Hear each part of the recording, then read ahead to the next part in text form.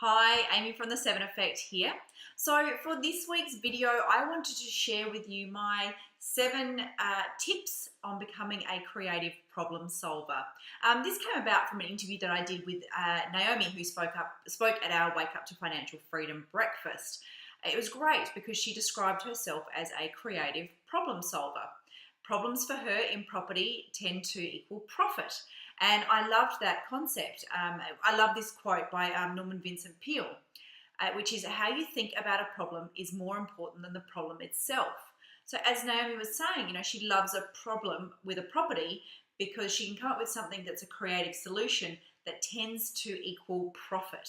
So for her, problems are a great thing.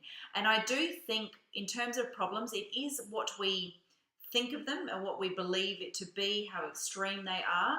And sometimes there's things that we can do to get creative in solving them or coming up with solutions. So my 7 tips are: number 1, get curious. Ask why, ask why, ask why, ask why. Now, I am a bit of a teller. It's something that I have been working on getting curious and asking questions. I tend to be, look, here you go, do this, I've made a decision, problem solved, move forward, let's go. Tick, job done. So I am really learning to turn that around and getting really curious. Sometimes by asking why several times can really get to the root cause of a problem, and it might not necessarily really be that much of a problem and could have a simple solution. So ask why, get curious. Tip number 2. Look at the problem as a possible opportunity. The thing with a problem is it can be an opportunity to help someone, to increase productivity, profitability, give yourself a better life, better lifestyle. Look at it, what the opportunity is, and look, bare case, bare bones minimum is you're going to learn from the problem. So you can look at it then not only as a possible opportunity, but a possible learning opportunity for you. So do that. It's the reason why a lot of businesses are in business, because they're solving problems for customers. Hot tip number 3 is don't get stuck in your own head. We do it all the time, that voice, our mindset, our conditioning, our past experiences can lead us down a certain path when faced with problems, and you do tend to then fall back on your experiences and conditioning with a sudden, gosh, we've got a problem, what's going on? What am I going to do? So be aware of that, have awareness around yourself, questioning yourself. Am I being unbiased? Am I using emotion rather than logic? Is my reaction or possible solution pathway coming from somewhere else? Are there other factors that are leading me towards that idea or that solution? So question yourself along the way is tip number 3. Tip number 4, be an information gatherer. Do some work, find out, some information, what's going on with the problem with possible solutions.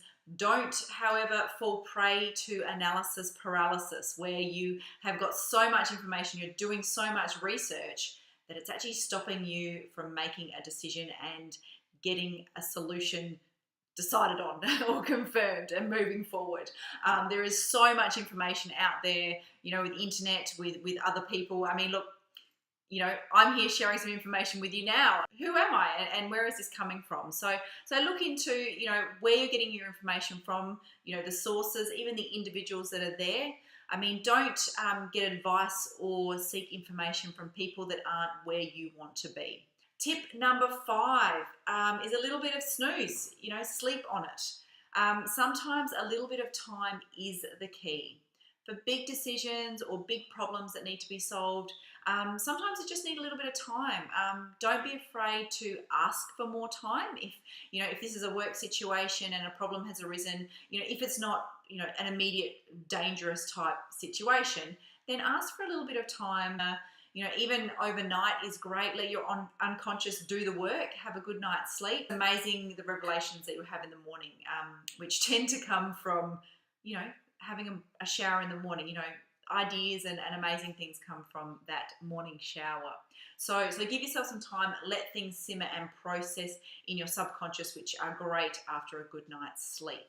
Tip number 6, which I love, I got this from Tim Ferriss and his 4-Hour Workweek book, which is think of the worst case scenario. So when you're faced with a problem, you might want to spend a moment to look at what is the worst case scenario that could possibly happen.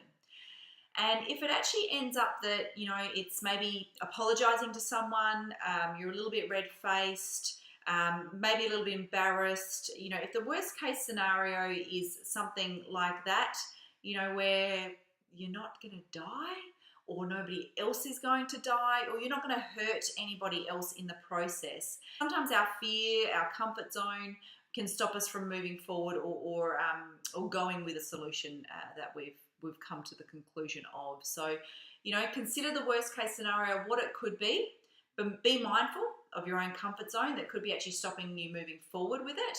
And if your worst case scenario isn't really that bad, a bruised ego, a red face, maybe asking for forgiveness, then go for it. Last but not least, and this is my favorite tool or tip that I use quite often, is to go with your gut. So we do have those moments. If you've asked yourself the right questions, you've looked into it and done some research, you're really clear on your values and how you feel in terms of your values, a gut decision can sometimes be the best way to move forward. So look, problems are a way of life. They're what make us grow. They test our strengths and our resilience, and just like a muscle, the more you work on the skills, the better you'll become at being a creative problem solver. So I leave you very quickly with those 7 hot tips. Implement them, use them, question them, share with me in the comments below.